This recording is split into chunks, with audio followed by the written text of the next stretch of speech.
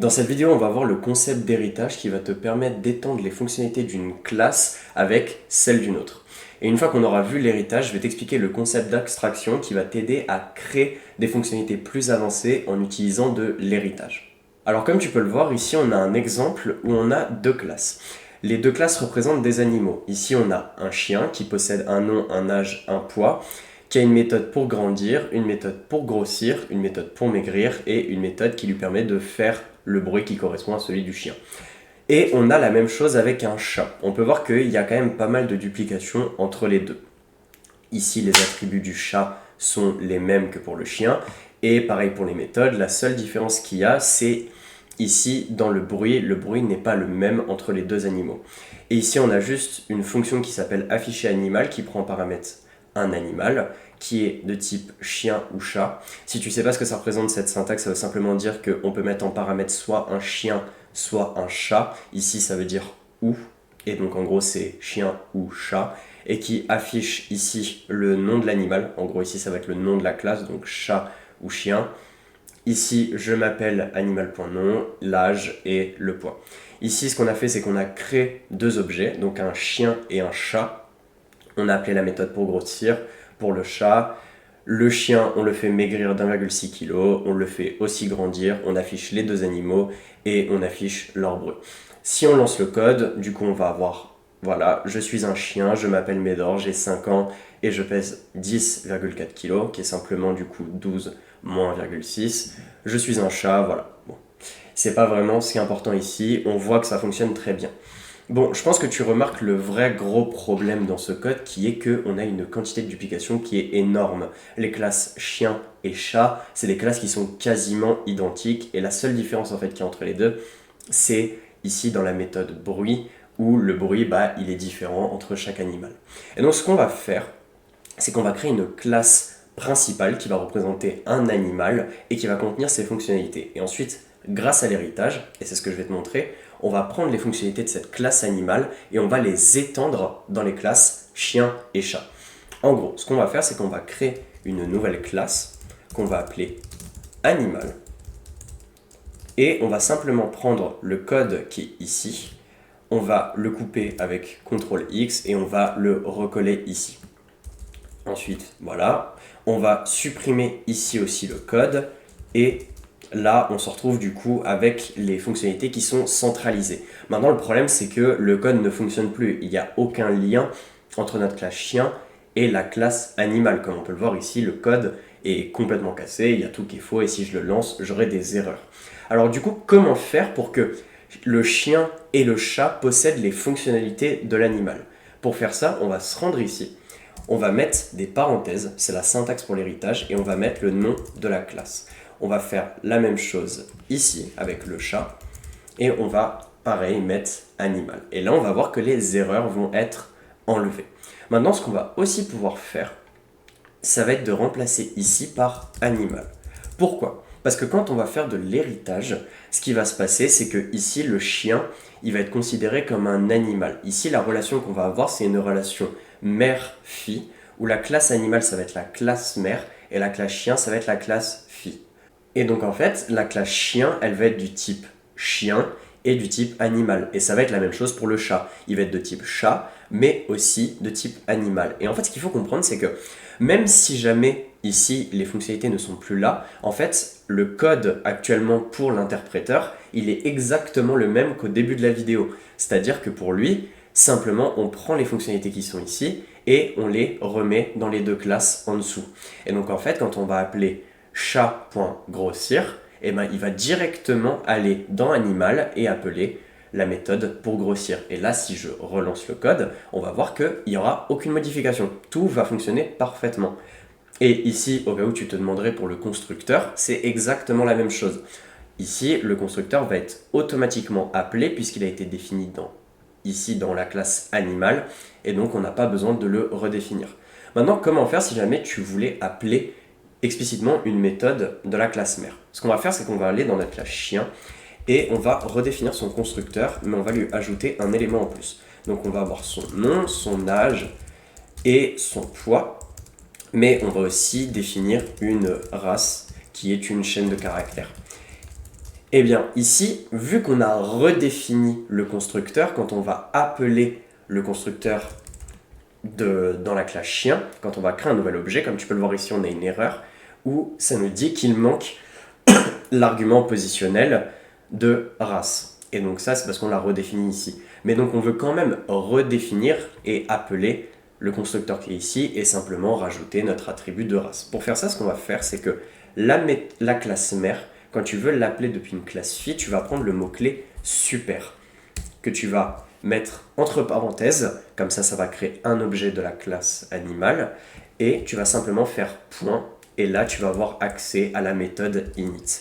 Ici, tu n'as pas besoin de mettre self, simplement les attributs, nom, du coup âge et poids. Et ici, ce que tu aurais simplement à faire, si jamais tu voulais rajouter l'attribut race, ça aurait été de mettre self.race est égal à race. Et donc là, ce qui s'est passé, c'est que quand tu vas créer un nouvel objet de type chien, ça va aller dans la méthode init qui est ici, et ensuite ça va appeler le constructeur de la classe ici, qui va définir les 3 attributs pour notre classe chien. Donc on aura toujours self.nom, self.âge et self.poids. Mais une fois que ça a été fait, une fois que le constructeur de la classe mère a été appelé, on va aller ici et on va définir le nouvel attribut race. Voilà. Donc là, ça c'est vraiment les bases de l'héritage. Mais le problème, c'est que ici, ce qui se passe, c'est que chaque animal a une méthode bruit qui a une implémentation différente. Et on ne peut pas le mettre dans la classe animale puisque l'implémentation est différente. C'est pas commun à tous les animaux.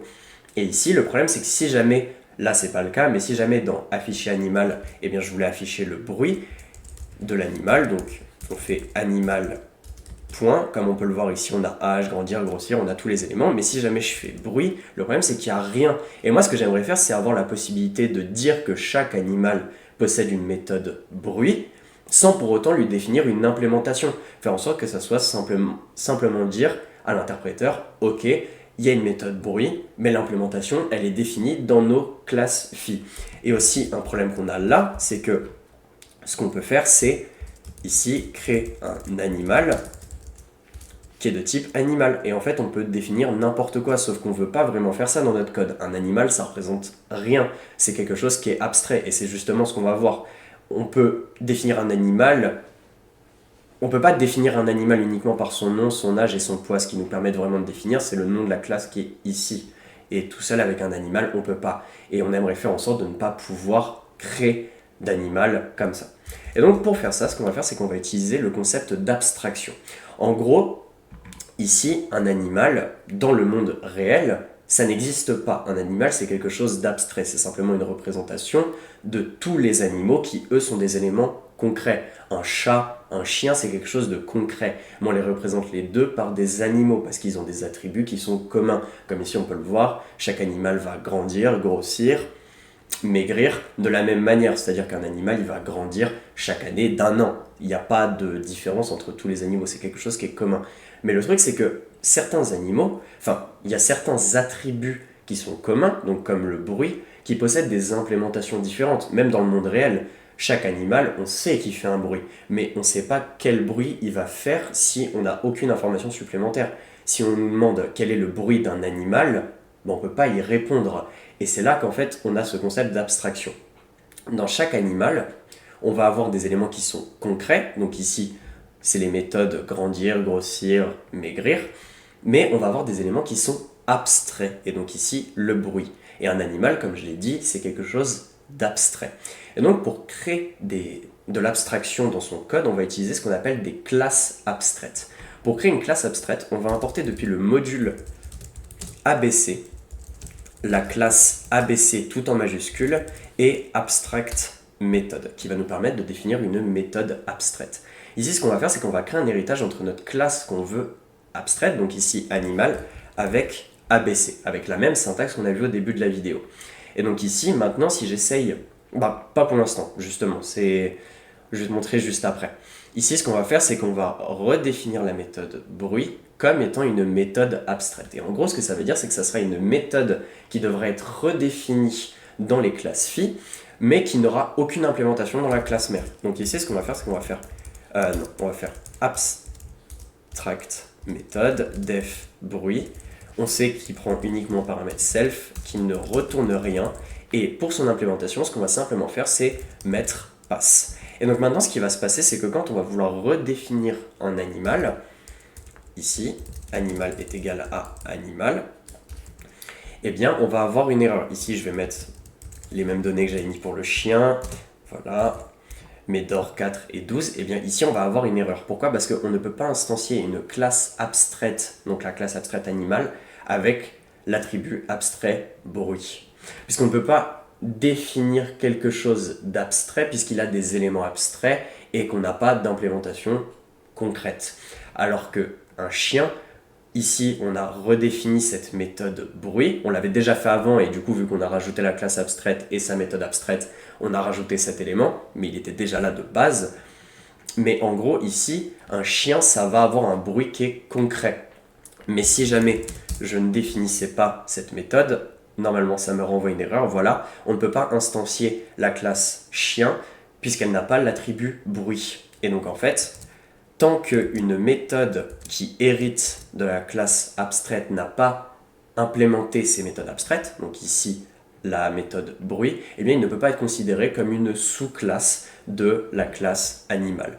Et donc ici, maintenant ce qui se passe, je vais juste supprimer ça, c'est que dans la méthode, dans la fonction afficher animal, on peut faire animal point et maintenant on a le bruit. Et en fait, même si c'est abstrait, pour afficher animal, ça n'a aucun problème puisque chaque animal qu'on va lui mettre en paramètre, ça va être une implémentation concrète. Ça va être soit un chien, soit un chat, et donc on n'a pas à soucier de ça puisqu'on a vu qu'on ne pouvait pas directement créer un animal. Et donc en fait, à chaque fois, bruit, même si pour la classe animal, bruit c'est une méthode qui est abstraite, quand on va appeler cette fonction, eh bien ça sera toujours avec une implémentation qui est concrète. Et donc ici, si jamais je lance le code, on va voir que ça va nous afficher avec, voilà, wouf, miaou, et puis là, on a encore les deux bruits de nos animaux, mais comme tu peux le voir, il n'y a eu aucun problème. Et maintenant, ce qui se passe, c'est que quand on va vouloir ajouter un nouvel animal, eh bien, on va pouvoir directement, on aura littéralement juste à copier,